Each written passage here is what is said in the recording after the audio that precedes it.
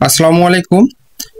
জমি কেনার আগে বিষয়গুলো যাচাই করুন আসলে জমিটি আপনার অরিজিনাল কিনা। যেমন হচ্ছে 1 নম্বরে হচ্ছে আপনাকে মালিকানা যাচাই করতে হবে জমিটির মালিকানা ঠিক আছে কিনা। 2 নম্বরে কাগজপত্র যাচাই করতে হবে জমিটির কাগজপত্র ঠিক আছে কিনা।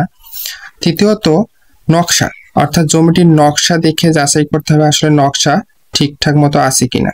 পঞ্চমত দখল যাচাই করতে হবে, অর্থাৎ জমিটির দখল ঠিক আছে কিনা।